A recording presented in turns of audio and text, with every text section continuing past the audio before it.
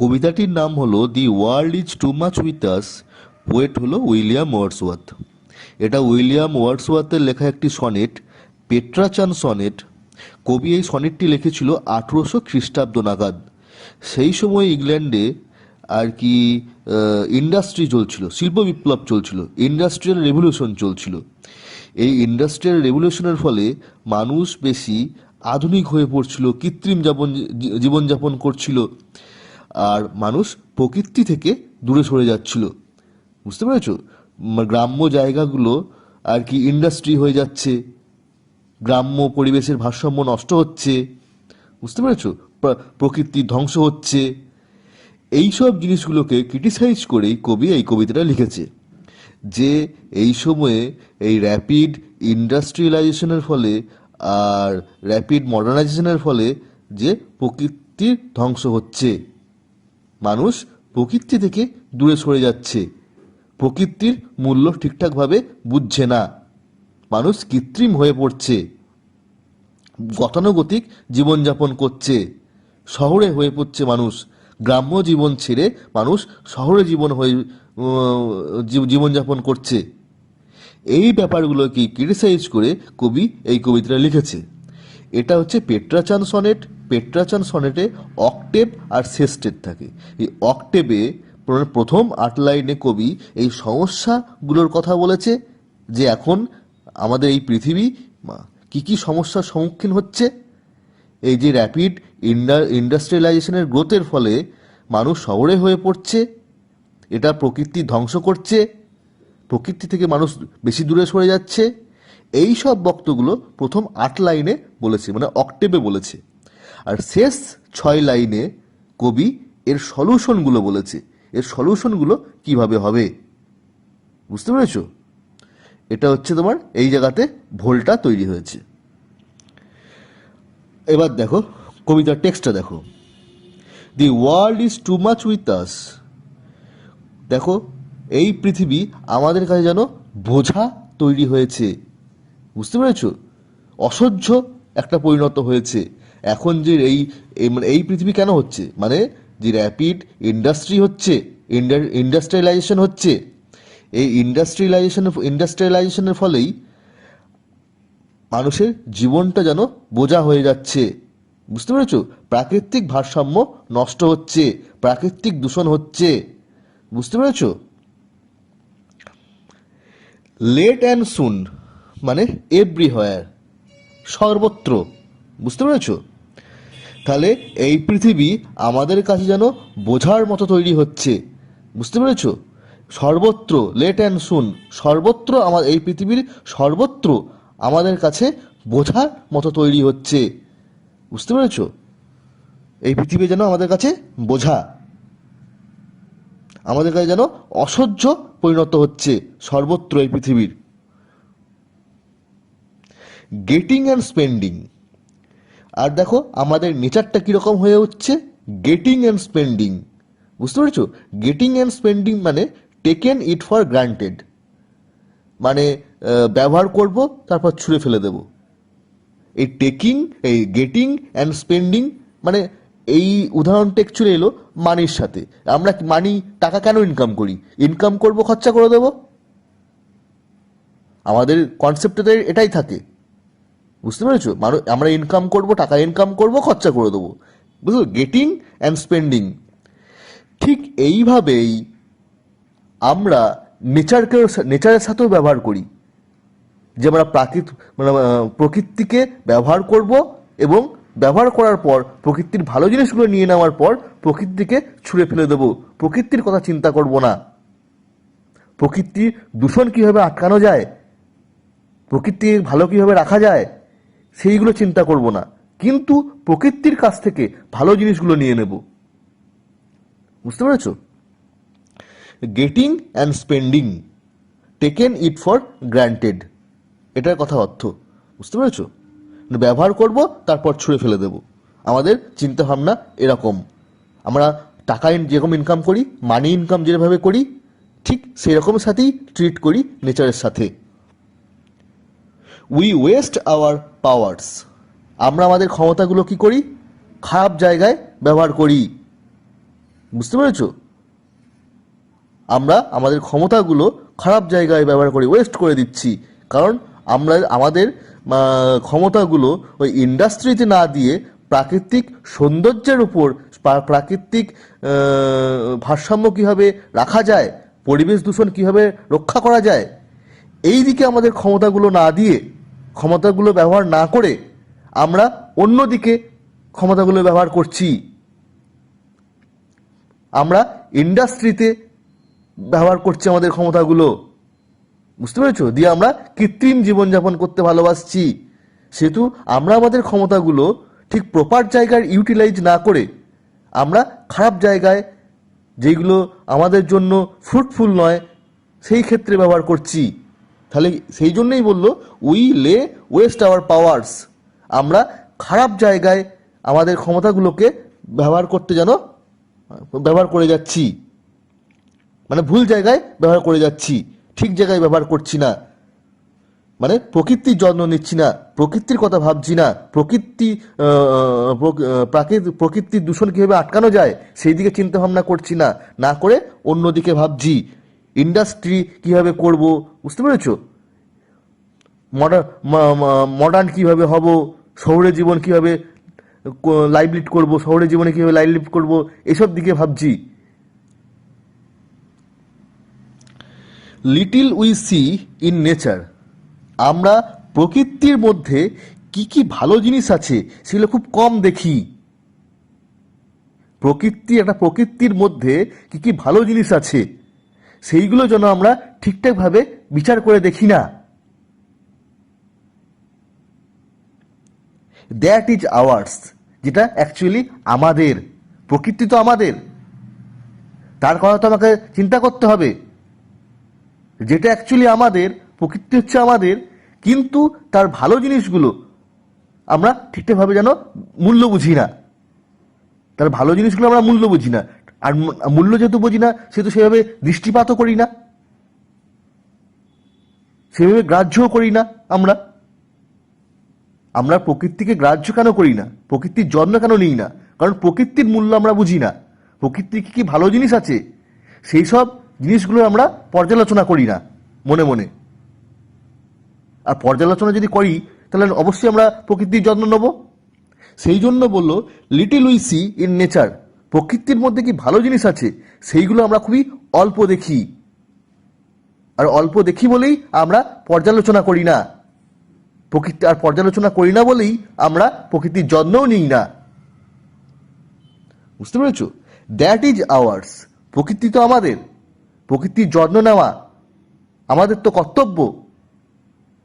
বুঝতে পেরেছো? যেহেতু প্রকৃতির কাছ থেকে আমরা খুবই অনেক কিছু, সব কিছুই আমরা লাভজনকই জিনিস পেয়ে থাকি। তারপরে লাইনটা দেখো, we have given hour hertz away.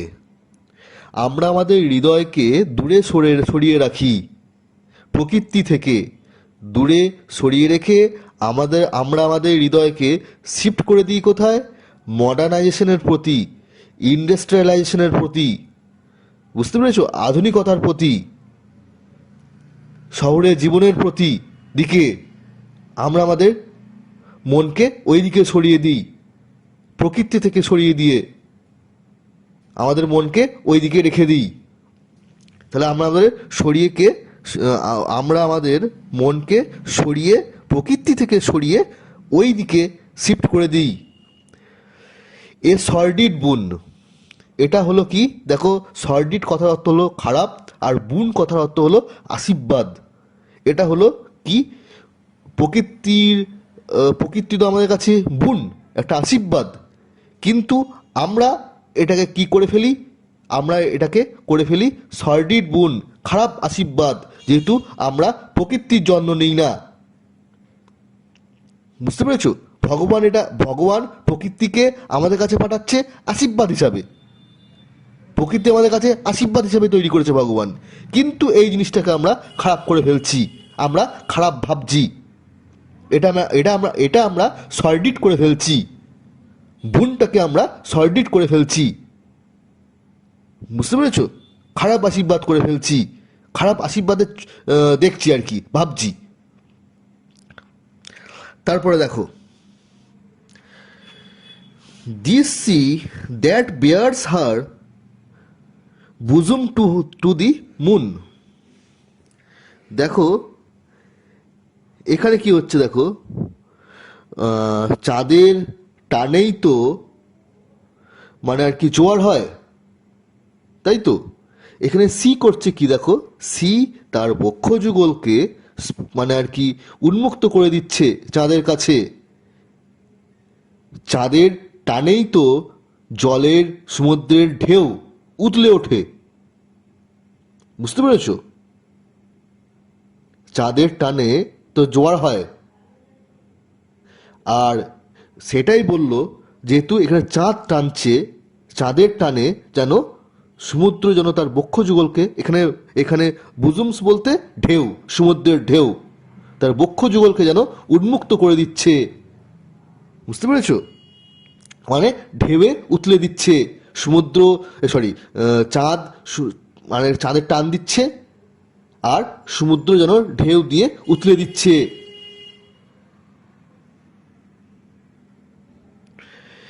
The winds that will be howling at all hours. আর কি হবে দেখো, আর হবে কি, হাউলিং বলতে মানে আর কি সশব্দে, সশব্দে প্রবাহিত হওয়া। আর উইন্ডস কি বাতাস কি হবে দেখো, সশব্দে সারাক্ষণ ধরে, অল আওয়ার সারাক্ষণ ধরে প্রবাহিত হবে, বুঝতে পেরেছ? এটাই হচ্ছে প্রাকৃতিক সৌন্দর্য, প্রাকৃতিক নিয়মের একটা বৈশিষ্ট্য। চাঁদের টানে জোয়ার ভাটা হবে, সমুদ্র ঢেউ উতলে দেবে, বুঝতে পেরেছ? সমুদ্র তার বক্ষযুগলকে আর কি উন্মুক্ত করবে, মানে তার মানে কি, সমুদ্র এখানে বক্ষযুগল বলতে তার ঢেউ, তার ঢেউকে উতলে দেবে। আর কি হবে দেখো, উইন্ডস বাতাস প্রবাহিত হবে সারাক্ষণ ধরে, জোরে জোরে। এটাই হচ্ছে তোমার একটা প্রাকৃতিক সৌন্দর্যের বৈশিষ্ট্য, প্রকৃতির বৈশিষ্ট্য। And are up gathered now like sleeping flowers. আর দেখো এখন কি হচ্ছে, দেখো প্রকৃতি যেহেতু আমাদের প্রতি এখন রুষ্ট, যেহেতু প্রকৃতির যত্ন নিচ্ছি না, প্রকৃতির দূষণ হচ্ছে, বুঝতে পেরেছো? এর ফলে প্রকৃতি যেন আমাদের উপর আর কি রুষ্ট হয়ে গেছে। তার ফলে কি হচ্ছে দেখো, এই সব জিনিসগুলো, প্রকৃতির সৌন্দর্যগুলো, যে চাঁদের টানের ফলে জোয়ার, বাতাস প্রবাহ, এইসবগুলো যেন সব কিছু থেমে গিয়েছে, বুঝতে পেরেছ? অ্যান্ড আর আফগেদার্স নাও, সব কিছু যেন থেমে গিয়েছে, লাইক স্লিপিং ফ্লাওয়ার্স, ঘুমন্ত একটা ফুলের মতো, বুঝতে পেরেছো? ঘুমন্ত ফুল বলতে এখানে কি যেন, সেই ফুলটা যেন নড়ছে না, চুপচাপ গাছে দাঁড়িয়ে আছে, চুপচাপ গাছে যেন আছে। তার মানে কি, বাতাস প্রবাহ হচ্ছে না, বাতাস থেমে গেছে। বাতাস প্রবাহ মানে হচ্ছে না, মানে কি, প্রকৃতি আমাদের উপর রুষ্ট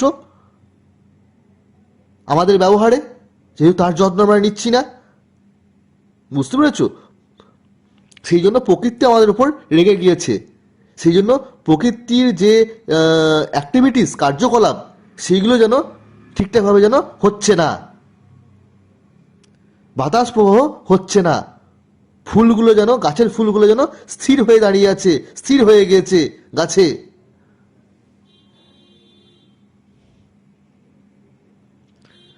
ফর দিস মানে এই সব হওয়ার জন্য, প্রকৃতির নিয়মের যে চেঞ্জ হচ্ছে, প্রাকৃতিক দূষণের ফলে প্রকৃতি যে আমাদের উপর রুষ্ট, ফর দিস, ফর এভরিথিং, এসব কার্যকলাপের জন্য, বুঝতে পেরেছো? এই কারণের জন্য, এই কার্যকলাপের জন্য, কারণ আমরা প্রকৃতির যত্ন নিই না। আর ফর এভরিথিং বলতে মানে এই যে প্রকৃতির নিয়মের চেঞ্জ হচ্ছে, বাতাস ঠিকভাবে প্রবাহিত হচ্ছে না, বুঝতে পেরেছো? মানে জোয়ার ভাটা ঠিকঠাকভাবে হচ্ছে না, প্রকৃতির নিয়মের পরিবর্তন হচ্ছে, এইসবের জন্য, for everything, we are out of tone, আমরা যেন বেসুরো হয়ে থাকি, একদমও ভাবি না যে প্রকৃতি আমাদের উপর রুষ্ট, প্রকৃতি যেন আমাদের ভারসাম্যহীন হয়ে যাচ্ছে, প্রকৃতির কার্যকলাপগুলো যেন পরিবর্তন হয়ে যাচ্ছে, বুঝতে পেরেছো? প্রাকৃতিক দূষণ হচ্ছে, প্রকৃতির যত্ন নিতে হবে, এসবগুলো আমরা ভাবিই না। We are out of tone, মানে বেসুরো হয়ে থাকি।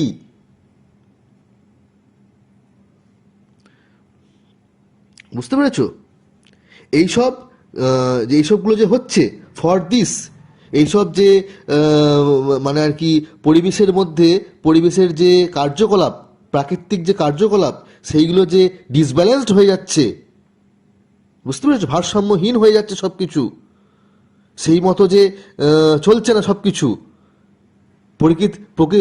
প্রকৃতির মধ্যে পরিবর্তন আসছে আমাদের কার্যকলাপের ফলে, এইসব ব্যাপারগুলোকে নিয়ে আমরা কি যেন কি থাকি, we are out of tune, আমরা যেন মানে বেসুরো হয়ে থাকি। বেসুরো হয়ে থাকি বলতে আমরা একদমই ভাবি না যে প্রকৃতির যত্ন নিতে হবে।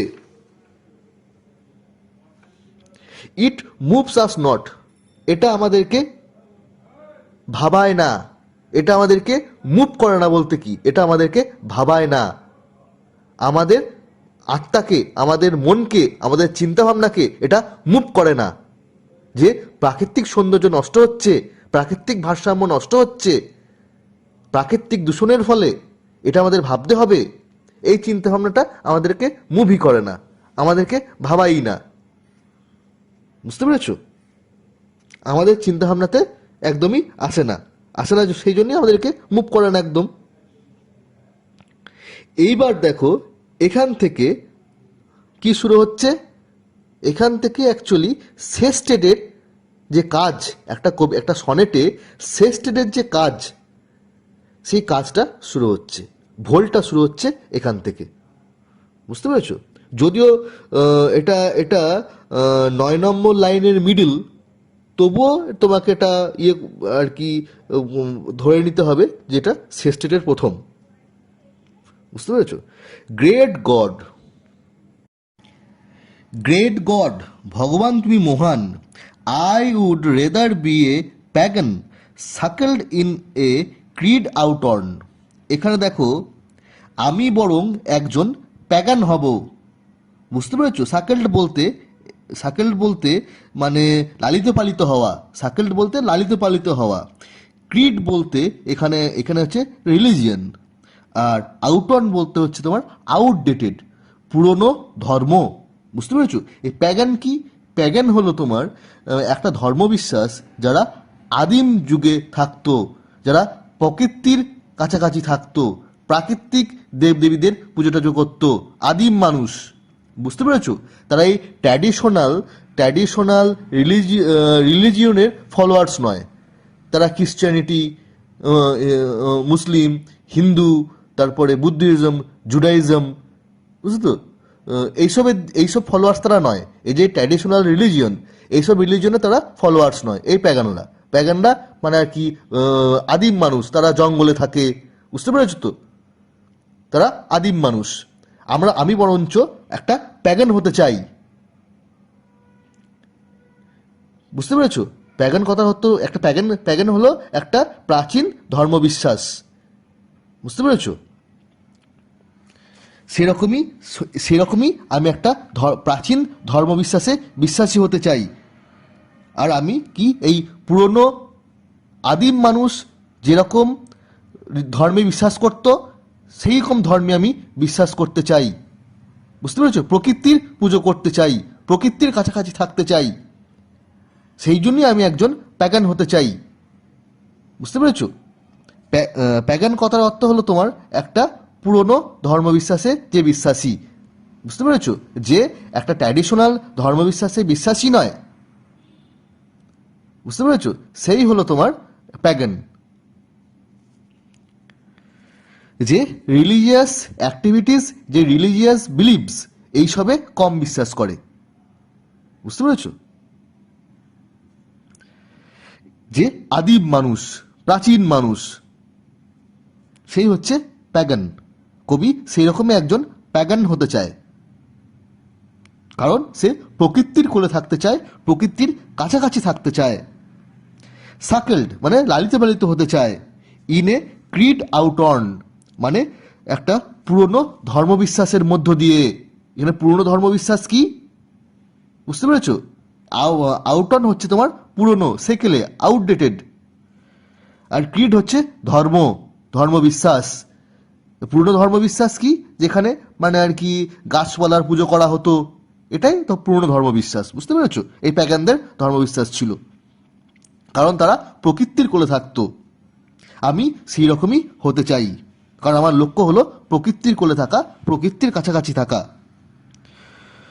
So might I standing on the pleasantly, তাই আমি কোথায় দাঁড়িয়ে থাকি? একটা প্লিজেন্টলিতে। বুঝতে পেরেছো? একটা সুন্দর তৃণভূমিতে। এখানে লি বলতে বিস্তীর্ণ তৃণভূমি। তাই আমি একটা প্যাগান হতে চাই, আর প্যাগান হয়ে আমি কি চাই? একটা বিস্তীর্ণ তৃণভূমির ওপরে দাঁড়িয়ে থাকতে চাই। কেন চাই? হ্যাভ গ্লিমসেস, কারণ চাই আমি একটা সুন্দর দৃষ্টি পাবো, সুন্দর দৃষ্টির উপর দৃষ্টি দেখব, আমার দৃষ্টিনন্দন হবে। That would make me less forlorn, যেটা আমাকে কম দুঃখ দেবে। বুঝতে পেরেছো? আমাকে কম আনহ্যাপি করবে। ফরলন কথার অর্থ হলো আনহ্যাপি। বুঝতে পেরেছো? আমার হৃদয়ের দুঃখকে মানে আর কি লাঘব করবে, আমাকে মানে কম অসুখী তৈরি করবে যখন আমি প্রাকৃতিক সৌন্দর্য যখন দেখব। বুঝতে পেরেছো? আমি বিস্তীর্ণ তৃণভূমির ওপর দাঁড়িয়ে যখন একটা প্রাকৃতিক সৌন্দর্য যখন দেখব, আমি আমার হৃদয়ের অনুভব করব যে হৃদয়ের বোঝা কমে গিয়েছে, আমি কম দুঃখ পাচ্ছি, আমি কম অসুখী। এইসব চিন্তাভাবনাগুলো আমার মনে আসবে। তারপরে দেখো have sight of Proteus rising from the sea. দেখো প্রোটিয়াসকে দেখতে পাবে যে সমুদ্র থেকে সে উঠে আসছে, এরকম দৃষ্টিও কবি দেখতে পাবে। প্রোটিয়াস হলো গ্রিক গড অফ সি। বুঝতে পেরেছ? মানে সমুদ্র দেবতা। আর এটা ধরে নেওয়া হয় he is capable of taking many forms according to his wish. সে হচ্ছে ইচ্ছাধারী, নিজের মন মতো ইচ্ছা মতো সে দেহ ধারণ করতে পারে, এই প্রোটিয়াস। বুঝতে পেরেছ? আর এই প্রোটিয়াসকেই সে দেখতে পাবে যে সে সমুদ্র থেকে উঠে আসছে, সমুদ্র দেবতা। সমুদ্র দেবতাকে দেখতে পাবে যে সমুদ্র থেকে সে উঠে আসছে। এরকম দৃশ্য কবি দেখতে পাবে কবি যখন প্যাগান হবে। বুঝতে পেরেছ? Or hear old Triton blow his wreathed horn. এখানে দেখো ট্রিটনকে তুমি মানে আর কি সমুদ্র দেবতা বলতে পারো। বুঝতে পেরেছো? গড অফ সি বলতে পারো। আর এটা ট্রিটন হলো তোমার মারমেড, মানে জলপরীর পুরুষ ভার্সেন, মেল ভার্সেন। বুঝতে পেরেছো? ট্রিটন হলো একটা জলপরী, যাকে তুমি সমুদ্র দেবতাও বলতে পারো। বুঝতে পেরেছো? গড অফ সিও বলতে পারো। আর সে হলো মারমেড, পুরুষ মারমেড, মেল মারমেড। বুঝতে পেরেছো? তাহলে তার কাজ কি? মানে মাইথোলজিতে বলা আছে, অ্যাকর্ডিং টু গ্রিক মাইথোলজিতে বলা আছে এই ট্রিটনের কাজ হচ্ছে তোমার সমুদ্র যখন খুবই উত্তাল হয়, যখন তর্জন গর্জন করে, বুঝতে পেরেছো, খুব উত্তোলিত হয়, তখন সমুদ্রের ঢেউয়ের তর্জন গর্জনকে সে শঙ্খ বাজিয়ে মানে শাঁখ বাজিয়ে সে যেন কমায়, শান্ত করে। এটা হলো ট্রিটনের কাজ। বুঝতে পেরেছো? এটা বলা আছে মানে মাইথোলজিতে। তাহলে কবি এখানে কি বলছে দেখো, অর হেয়ার শুনবে, বুঝতে আর শুনতে পাবে। ওল্ড ট্রিটন মানে বৃদ্ধ ট্রিটন, এই দেবতা বৃদ্ধ। ব্লো হিজ রিথড হর্ন, রিথড বলতে বলছে শঙ্খ, কঞ্চ সেল। বুঝতে পেরেছ? হর্ন মানে তার ধ্বনি।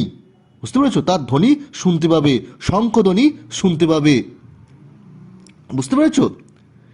এই যে একটা প্রাচীন, ওল্ড বলতে প্রাচীন বলতে পারো, প্রাচীন ট্রিটনের মানে এই ট্রিটন দেবতার শঙ্খধ্বনি শুনতে পাবে। বুঝতে পেরেছো? এই দুটো লাইনের মাধ্যমে কবি কি বোঝালো? কবি বলতে চাইছে সে যখন প্যাগান যখন হবে কবি, তখন কবির দৃষ্টিনন্দন হবে এই প্রোটিয়াসকে দেখে। এটা দৃষ্টিনন্দনের কথা বোঝালো, কবির চোখ সুখ পাবে। বুঝতে পেরেছো? একটা সুন্দর দৃষ্টি দেখবে, সমুদ্র দেবতাকে দেখবে, সমুদ্র থেকে উঠে আসছে, এটা কবির যেন বলছে আমার দৃষ্টিনন্দন হবে। আর কবি কি বলল? আমার শ্রবণনন্দন হবে, শ্রবণ আনন্দ পাবে, কারণ আমি ট্রিটনের শঙ্খধ্বনি শুনতে পাবো যখন আমি প্যাগান হব। বুঝতে পেরেছো? আমার দৃষ্টিনন্দন হবে, শ্রবণ নন্দন হবে। বুঝতে পেরেছো?